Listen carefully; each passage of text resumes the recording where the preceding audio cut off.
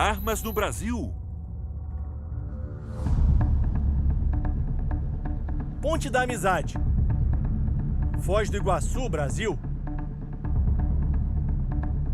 Cidade do Leste, Paraguai.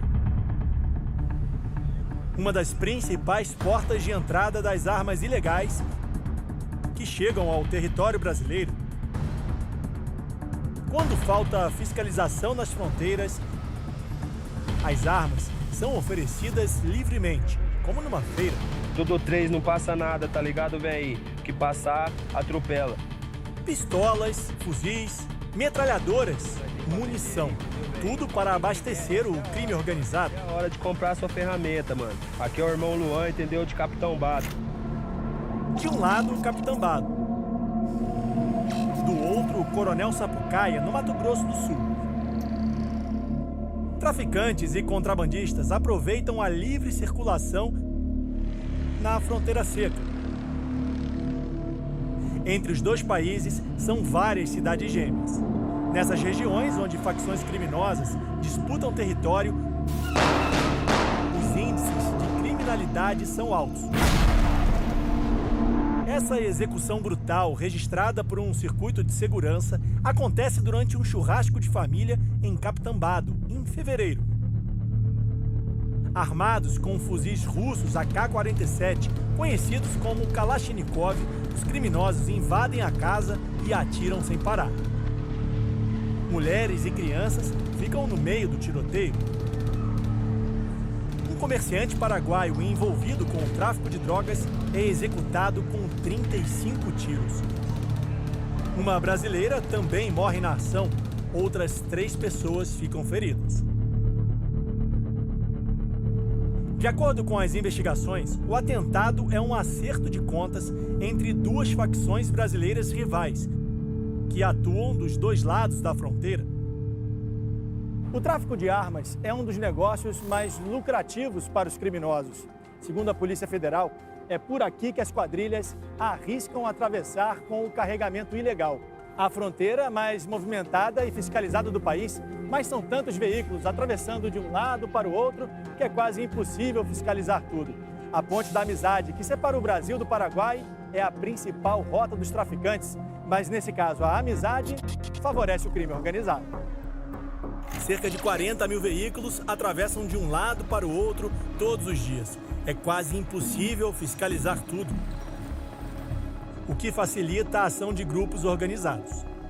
Talvez por uma deficiência de fiscalização, de controle, é muito mais fácil ocorrer um desvio dessas armas de fogo do Paraguai e que possibilite, então, no caso, que sejam utilizadas, sejam traficadas, na verdade, para o Brasil. Não é difícil ter acesso a armas no Paraguai. Agora nossos repórteres estão em Ponta Porã, no Mato Grosso do Sul, rumo à cidade paraguaia de Pedro Juan Caballero. É uma das regiões mais violentas da fronteira. Segundo o Instituto de Pesquisas Econômicas Aplicadas, Ponta Porã teve 48 homicídios para cada 100 mil habitantes. Para se ter uma ideia, a capital mais violenta do Brasil, Fortaleza, teve 69,5 assassinatos para cada 100 mil habitantes. Cara, tá proibido passar a fronteira? Sim, tá proibido. Tá proibido? Eu queria comprar um negócio aqui e não consigo, então. 4 meses e assume tá cerrado. Com a pandemia, a fronteira está fechada e os brasileiros não conseguem entrar no Paraguai. Mas é possível acessar o país por rotas clandestinas, com a ajuda de atravessadores. Quer receber agora ou depois? Quer receber? Hã? Depois? O motoqueiro cobra R$ 250 para nos levar a Pedro Juan Caballero. Se pegar, dá um rolo do caramba, não dá? O que acontece se pegar, cara? Aqui, as lojas que vendem munição e armamento funcionam legalmente. Na porta, os comerciantes exigem que os clientes lavem as mãos e passem álcool gel. E para entrar, é preciso medir a temperatura.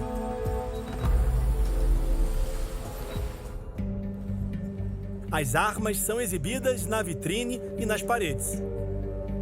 Tudo bom? Cara, eu queria ver... Tem uma pistola Glock? Quanto que tá?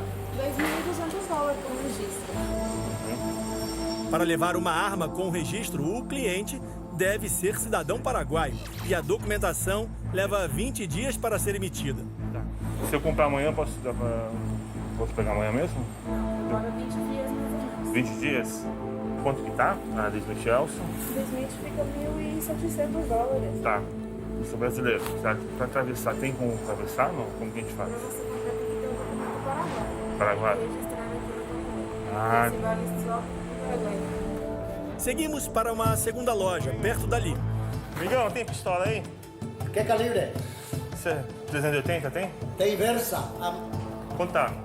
4.500 real de 15 tiros e 4.000 real de 9 tiros. O comerciante desconfia do nosso repórter. Oi? Não. Não. Celular aqui. Não.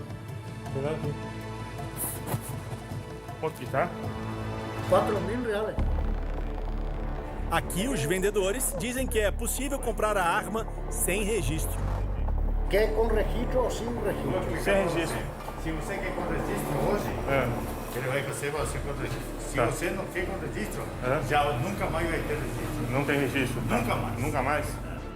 Os dois homens afirmam que podem vender a arma sem a documentação, mas ela nunca mais poderá voltar legalmente ao Paraguai. Você vai usar onde? Aqui no Paraguai ou no Brasil? No Brasil. Então não precisa registro. Não precisa de registro. Pagou, não. levou. Pagou, leva. Então quanto que dá? Dá 4.000 e... Reais. 4.000 reais. E orienta nosso repórter para cruzar a fronteira, levando a arma ilegal. Vocês conseguem entregar pra mim lá ou não? Eu tenho que buscar. Não, só aqui. Só aqui mesmo? Tá Coloca bom. na cinta e... Foi na cinta, não dá problema não? Não. Não? Você foi registrado alguma vez na sua vida? Só em Cabo... Aqui não. Nunca foi registrado. Nunca. Então, bota na cinta e vai tranquilo. A guerra contra o tráfico de armas na fronteira segue sendo um desafio difícil de vencer. Localizar os atravessadores é como buscar uma agulha no palheiro. E os traficantes aproveitam isso para tentar atravessar com o armamento ilegal para o Brasil. Eles criam compartimentos internos dos carros e aí, olhando de fora, fica muito difícil, no meio de centenas de veículos, descobrir qual deles está transportando as armas do tráfico. A entrada das armas no Brasil. Nesse flagrante, durante uma fiscalização de rotina em Foz do Iguaçu, no Paraná, agentes da Polícia Rodoviária Federal encontram 4 pistolas e carregadores. Posto de Santa Terezinha de Itaipu. Aparentemente, munições e pistolas. O armamento estava escondido no tanque de combustível de um carro de passeio. 9mm. Aí, ó, munição 9mm. Será? Opa, o que será? Pistola, hein? Pistola. Os 2 atravessadores acabam presos. Bom dia. Desliga o veículo, por gentileza, habilitação do seu documento do veículo. Pra gente dar uma olhada, A entrevista na hora da abordagem é o momento mais importante da fiscalização. Os agentes avaliam o comportamento do motorista. Foi abordado o condutor, qual demonstrou nervosismo excessivo, que motivou uma fiscalização avançada, sendo que a equipe encontrou um compartimento oculto com grande quantidade de armas e munições. Nesse outro carro, a Polícia Rodoviária Federal descobre uma televisão de LED que serve de esconderijo para um carregamento de armas ilegais. onde foi pego vários televisores com armamento e carregadores. Baixa a cabeça. O casal, que levava as 16 pistolas para o Rio de Janeiro, é preso em flagrante. As motos também são usadas pelas quadrilhas. 2 indivíduos presos, 2 motocicletas, fundo falso no quadro da motocicleta. Logo atrás do filtro de ar foram encontrados pistolas e munições de fuzil. Mais uma vez, o destino da carga, 16 pistolas, 11 carregadores e mais de 1.000 munições, era uma comunidade no Rio de Janeiro.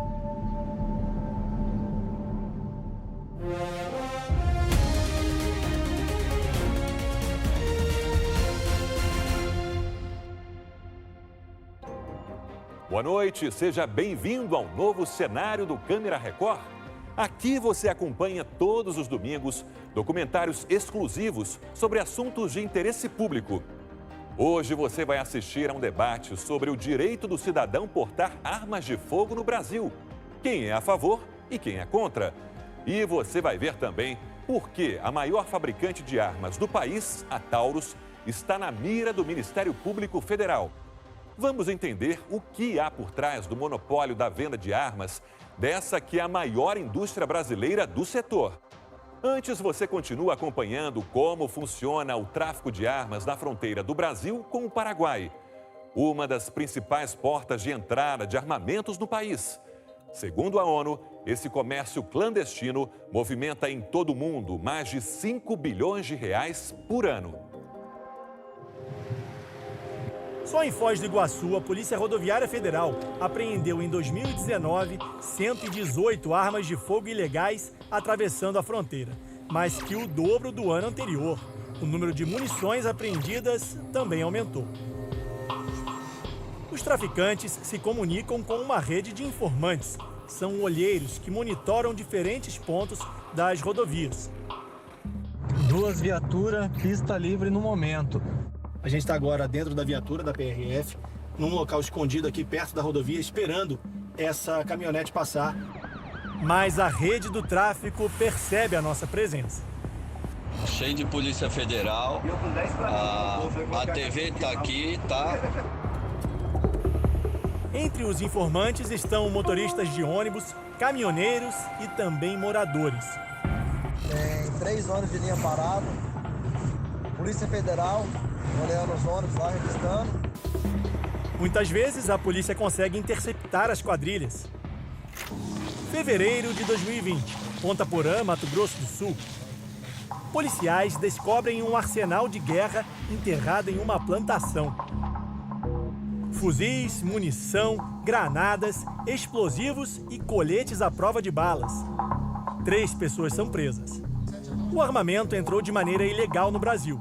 A Polícia Federal investiga quem receberia as armas. Enquanto existir organizações criminosas dispostas a trazer essa arma com uma certa margem de lucratividade, isso vai acontecer. A origem das armas. Cada arma produzida em qualquer parte do mundo é única. Tem uma numeração que funciona como um RG para que seja localizada. Mas os criminosos, com frequência, conseguem adulterar essa identificação.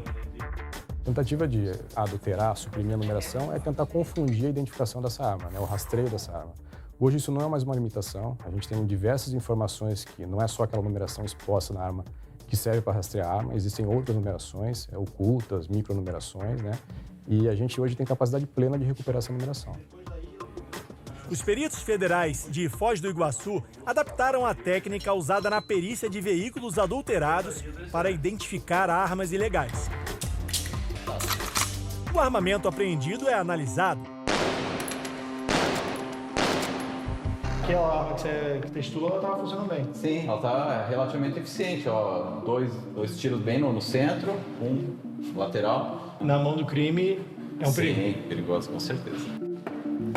Esse equipamento rastreia o passado da arma. Com essa informação e um conjunto de uma série de outras informações da investigação, a gente consegue rastrear quem é o produtor, a qual país ela exportou, quem é o importador, e a gente tem uma cadeia toda mapeada desse trânsito da arma.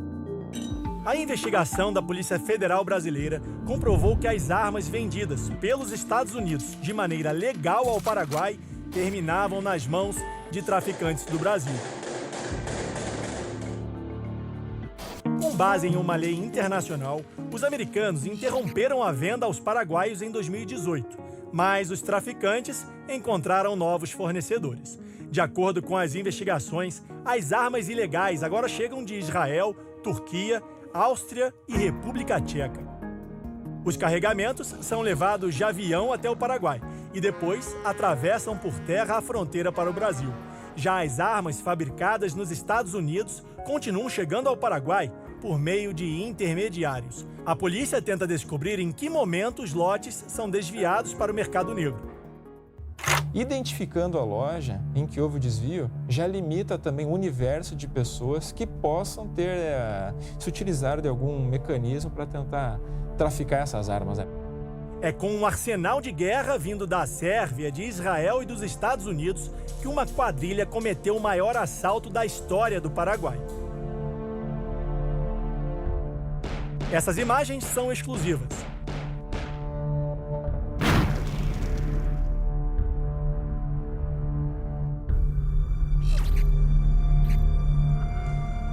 É madrugada, cerca de 40 criminosos se preparam para invadir essa transportadora de valores. No canto esquerdo do vídeo, o criminoso de fuzil e mira laser atira na direção da guarita do vigilante. O reforço chega e a entrada da empresa é metralhada. Essa é a equipe de contenção da quadrilha. 15 minutos depois, outra parte do bando desce de um caminhão e monta uma estrutura de madeira cheia de dinamites na parede. São os explosivistas, grupo contratado para a detonação.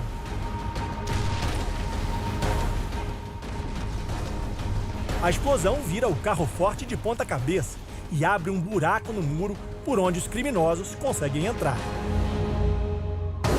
Para tapar a visão das câmeras de segurança interna, uma cortina de fumaça.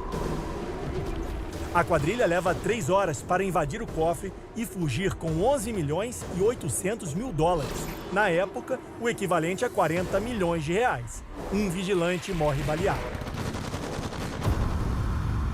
A transportadora de valores fica a 4 quilômetros da Ponte da Amizade, em Foz do Iguaçu, Paraná. Moradores da região gravam o momento em que os assaltantes são surpreendidos pela Polícia Federal durante a fuga.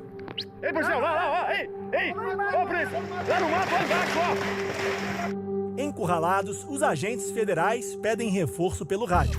A gente teve que abandonar a viatura, estamos escondidos no milharal. A gente tá com pouca munição, sem condições. Os caras estão em mais de 20, copiado. A sequência de mensagens mostra como os policiais conseguem escapar da morte depois do confronto com a quadrilha. Todo mundo de fuzil, tá? Todo mundo de fuzil dentro do carro. Cuidado aí. Quem tiver contato com o pessoal da aeronave aí, avisa quem tá no meio, somos nós, tá? Segura, entra com mais gente, entra pesado que os caras estão pesados também. 12 criminosos acabam presos e 3 morrem baleados. Cerca de 5 milhões de reais são recuperados. No arsenal, 7 fuzis, 7 quilos de dinamite e uma metralhadora .50, capaz de perfurar blindados. Acabamos de achar aqui o local que eles passaram a noite. Muita munição, muito carregador de AK-47, explosivo, tem explosivo aqui também. Os ladrões são do Paraná, Rio de Janeiro e São Paulo. Se encontraram numa casa no Paraguai, onde planejaram os detalhes da ação por um mês. Esses grupos funcionam basicamente como uma empresa. Tem pessoas especializadas no transporte da arma de fogo, da origem até o destino. Outras pessoas responsáveis pela recepção dessa arma de fogo aqui no Brasil e distribuição.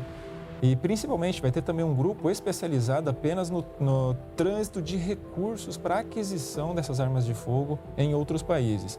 Elas prestam um serviço terceirizado. Os clientes pagam pelo aluguel e, depois do crime, devolvem as armas para os traficantes internacionais.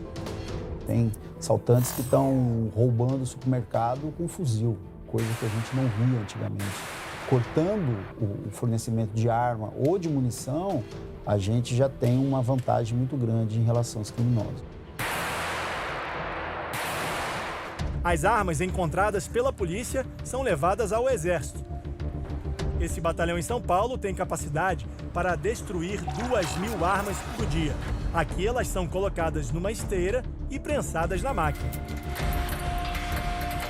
É um trabalho rotineiro, constantemente nós recebemos armas. Nossa preocupação é realmente todas as armas que chegarem aqui serem destruídas.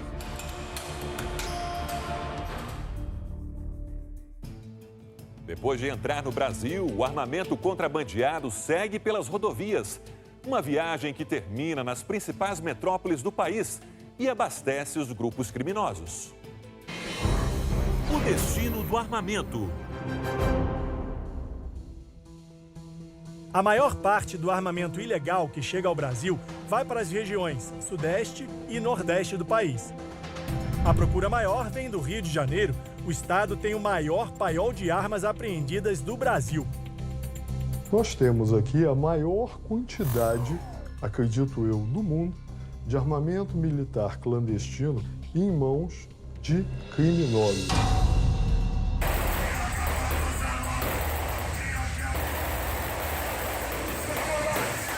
Aqui, o fuzil é o dono da festa. Um arsenal exibido a céu aberto. O vídeo inédito revela pelo menos 15 armas, a maioria fuzis. Um raio-x desse equipamento mostra o poder de fogo do tráfico no Rio de Janeiro. Fuzil automático leve calibre 7.62, origem Brasil, Argentina ou Estados Unidos. O disparo pode alcançar até 3 quilômetros. Também aparecem vários fuzis AK-47, a arma de guerra mais usada no mundo. Repare nessa arma, é uma metralhadora de fabricação tcheca, a ZBZV, calibre .30. Ela é mais poderosa que um fuzil. As quadrilhas acumulam fuzis porque disputam o domínio de comunidades. Território no Rio é garantia de exclusividade no comércio de drogas. Quem tem mais áreas para vender, ganha mais dinheiro e compra mais armas, num ciclo vicioso que alimenta uma guerra. A gente tem uma estimativa entre 3.000 e 3.500 fuzis na mão de marginais, na mão de bandidos aqui na cidade do Rio de Janeiro. É uma concentração muito grande, principalmente uma cidade que não está em guerra declarada, nem tem uma guerra civil. Ter um fuzil virou sinônimo de status dentro da comunidade. Nesse bar, um traficante portando um fuzil dança com uma criança.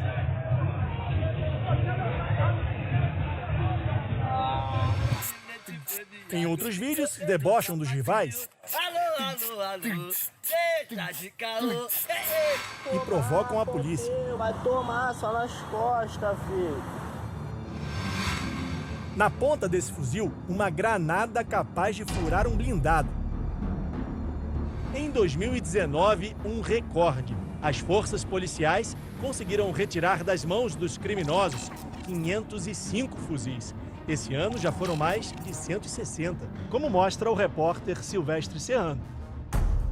Esses modelos de fuzis são dos calibres 5.56 e 7.62 e normalmente são apreendidos nas comunidades aqui do Rio. A diferença entre eles está basicamente no tamanho da munição. Esse aqui é o 5.56, esse é o 7.62. Pelo tamanho, dá para perceber que esse aqui, do 7.62, é a mais perigosa e mais letal entre as armas de guerra. E toda vez que a polícia apreende uma 7.62, é praticamente uma vitória para a corporação.